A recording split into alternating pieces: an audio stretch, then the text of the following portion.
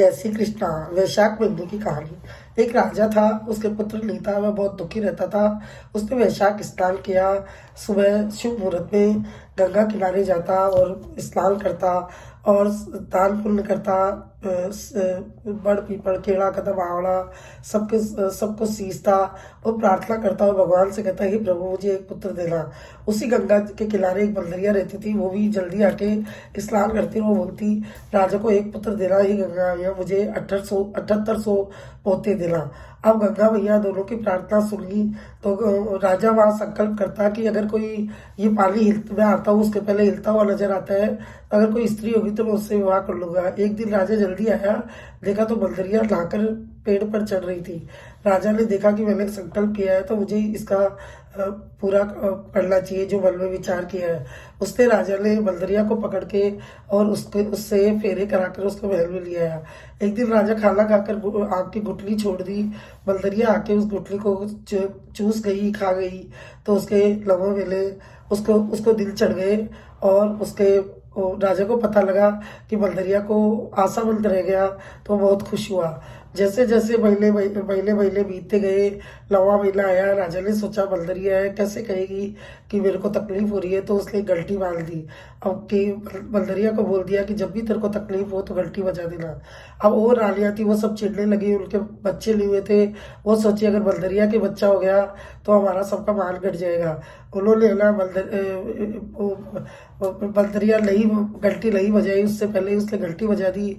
राजा आए तो उन्होंने देखा कि सब रानियां एक साथ हंसने लगी। तो अब रोज बंदरिया घंटी बजाती और रोज राजा देखने आ जाते। तो राजा ने मन में विचार किया कि ये तो जानवर है, ऐसे ही बजा लेती है। तो उसने ध्यान नहीं दिया। एक दिन अल्लाह सच में रानी के उसके बंदरिया के बच्चा होने वाला था। दर्द हुआ तो खूब घंटी बजाई, लेकिन राजा नहीं आए। रानियों ने सोचा कि अपन ही इसको बच्चा करवा देते हैं।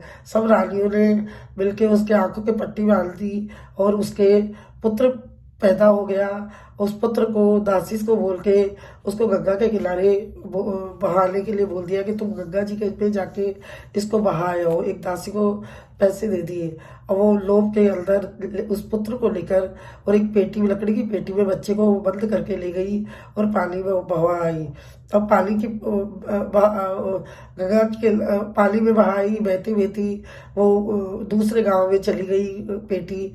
वहां पे एक कुमार आया हुआ था, उसके बच्चा नहीं था। उसने देखा ये इस पेटी में क्या है, गंगा के किनारे खड़ा था। उसने खोल के देखा तो पुत्र निकला। उसने वो पुत्र घर ले गया और अपनी खुमारी से बोला कि अल्लाह देखो, भगवान ने अपनी प्रार्थना सुनी और आज अपने घर पे अपने आप ही बच्चा आ गया। उस बच्चे को वो पालने लगे। बच्चा धीरे धीरे बड़ा हो गया। उसमें राजा महाराजाओं के से गुण नजर आने लगे। इधर बंदरिया को बता दिया रानियों ने कि तेरे पत्थर पैदा हुआ है। राजा को पता लगा कि मेरे पत्थर हुआ है तो बहुत रोया, बहुत दुखी हुआ। उसने सोचा पुत्र तो औरतों के होते हैं, बंदर के कहाँ से बच्चा होगा, बंदरिया के। तो उसने मन में विश्वास कर लिया कि हो सकता है पत्थर ही हुआ होगा। अब वो सूरज की जैसे ही अल्लाह कुमार मिट्टी लेने गया तो उसको बक्से को लेके आ गया और उसमें से पुत्र निकला। पुत्र को देख के दोनों बहुत खुश हुए और बेटा जल्दी जल्दी बड़ा होने लगा और उसमें राजा महाराजाओं के से गुण नजर आने लगे। और बच्चा बड़ा हुआ तो वो घोड़े बनाने लगा मिट्टी के। अब घोड़े बनाता और कुएं की पहाड़ पे बैठ जाता। इधर उस गांव से, राजा वाले गांव से लड़कियां गलगोर पूज रही थी तो वो गलगोर के लिए मिट्टी लेने गई कुमार के उधर। तो वो मिट्टी लेके आ रही थी, उनको प्यास लग गई। उन्होंने देखा एक छोटा सा बच्चा घोड़े बला के खेल रहा है। वो देख के उसको बोली कि तुम हमें पानी पिला दो, हमें प्यास लग रही है। उसने कहा कि पानी तो जब पिलाऊंगा तुम सबको, जब है तुम मेरे चक्कर लगाती जाओगी। उन्होंने उस बच्चे के साथ साथ चक्कर लगाए और एक एक गिलास पानी पिया और सब लड़कियों के आशा बंद रह गया और सबके दिल चढ़ गए। अब सब घर आई तो सब किसी के उल्टी हो रही है, किसी की तबीयत खराब हो रही है। तो उनके घर वालों ने सबने उनको दिखाया डॉक्टर को, तो बताया कि इनके गर्म है। अब सब सब परिवार वाले परेशान हो गए कि कंवारी लड़कियों के सबके पेट में बच्चा है, ये कैसे हो सकता है। उन लड़कियों से पूछा कि तुम कहाँ गई थी और ये सब कैसे हुआ। उन्होंने कहा कि हम गांव के दूसरी पल्ली तीर, गंगा के दूसरी पल्ली तीर गए थे मिट्टी लेने, तो वहाँ एक कुमार का लड़का था और उसने कहा कि साथ साथ चक्कर लगाती जाओ, पानी पीती जाओ। हम सबको प्यास लग रही थी और हम वहाँ पानी पी के आ गए, उसके साथ साथ चक्कर लगाए सब। अब गांव वाले बोले कि तुमने तो उसके फेरे खा लिए और ये बच्चा उसी का है।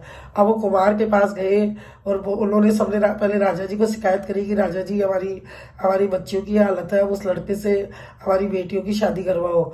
अब उस कुमार के पास गए, कुमार ने कहा महाराज मैं गरीब आदमी हूँ, मेरे तो एक ही बेटा है, मैं इतनी रानियों को कहाँ से रखूंगा, मेरे पास तो कोई व्यवस्था भी नहीं है रखने की। राजा जी बोले कि हम व्यवस्था करेंगे। राजा जी ने एक गाँव बसा दिया कुमार के घर के पास और पूरे गाँव उसको लड़के को वो सारी लड़कियां पढ़ना दी। और वो कुमार तो बहुत खुश हुआ कि कहा एक पुत्र नहीं था, आज इतनी सारी पुत्रियां आ गई, बहुएं आ गई मेरे घर में, बहुत खुश हुआ। सब वो शादी करके सारी बहुएं वहां आ गई और रहने लगी, पूरी नगरी बस गई। अब राजकुमार बहुत खुश हुआ और सब राजकुमारियों के पुत्र पैदा हुए। अब पुत्र बड़े हुए तो राजकुमार ने सोचा कि अला पिताजी अपने इतने सारे आपके इतने सारे पोते हुए हैं तो अपने को जग हेड़ा देना चाहिए, पूरे गांव को जिमाना चाहिए।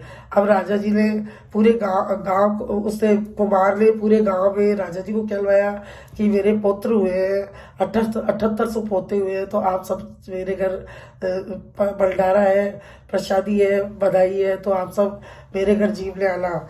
अब उधर सब गांव के जीवने आए। उधर राजा की रानी जो बंदरिया थी, राजकुमार को एहसास था कि मैं राजा का बेटा हूँ, पता था, भगवान की कृपा थी, तो उसको सारा विचार था कि मैं ना राजा का बेटा हूँ। तो उसने बंदरिया के लिए अच्छे कपड़े भेजे और अच्छे जेवर भेजे, पालकी भेजी। बंदरिया सब रानियाँ आई लेकिन बंदरिया के लिए अच्छी पालकी और अच्छे गहने कपड़े भेजे। वो सब पहन के बंदरिया आई और ऊंचे उसको सब रानियाँ नीचे सिंहासन पे बैठी और सब उस बंदरिया को ऊंचे सिंहासन पे। राजा जी को वो सब रानियाँ कहने लगी कि तो आपका हमारा और आपका अपमान है, हम सबको तो नीचे बिठाया और बंदरिया का इतना मान सम्मान किया है, ये क्या कारण है। अब उसको बालक को पूछा, उसको कुमार के बेटे को पूछा कि ये सब क्या नाटक है। राजा जी ने पूछा, बोले नाटक कुछ भी नहीं है, आप देखते जाओ। अब सब अपनी जो उसकी कुमार की बेटे की बहुएं थी, उस राजकुमार ने सारी बहुओं को कहा कि मेरी माँ के सब ऊंचे सिंहासन में बिठा दिया और ये बेटे जो तुम्हारे पुत्र हुए सब मेरी माँ को गोद में देती जाओ और पाँव छूती जाओ। ये सब देखते देखते रहे तो सारी रानियां जलने लगी कि ये हो लो इसी का, ये राजा जी का ही बेटा है। उनको सबको एहसास हुआ कि शायद दासी ने इसको मारा नहीं था और ये जिंदा है। उनको एहसास हुआ बल में, तो राजा जी ने को पीछे पड़ गई कि ये ना पूछो ऐसा क्यों कर रहे हैं, आपका अपमान हो रहा है। राजा जी ने उस बेटे को पूछा कि क्या हो रहा है, कि इसी तो राजकुमार ने बोला मैं आपका बेटा हूँ और ये सब रानियां ने तो आपके साथ धोखा किया है और मेरे को नदी में बक्से में डाल के भगा दिया, इन्होंने मेरे को मारने के लिए दासी को दे दिया।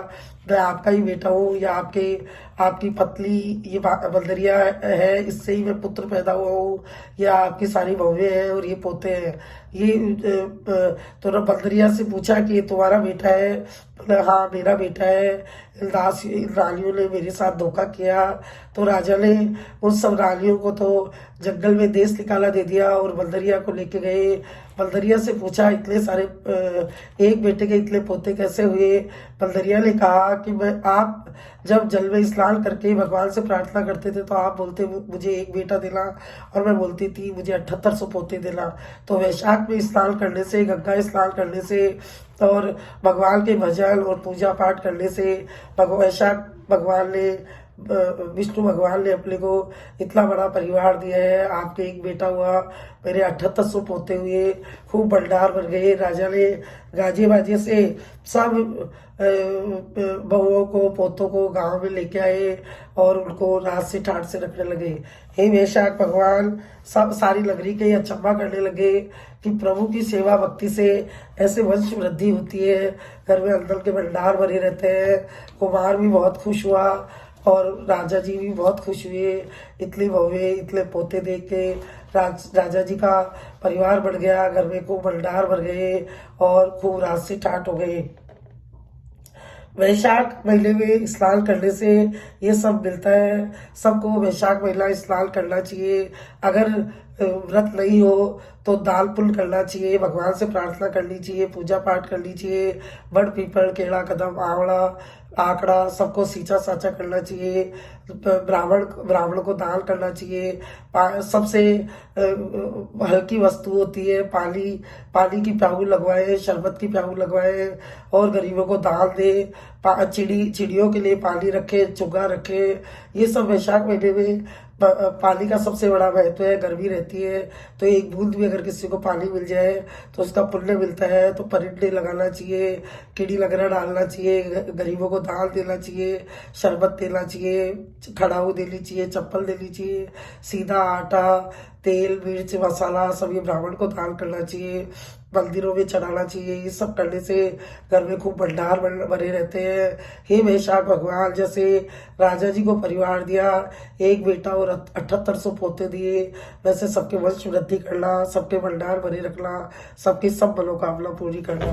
बोलिए वैशाख भगवान की जय, विष्णु भगवान की जय।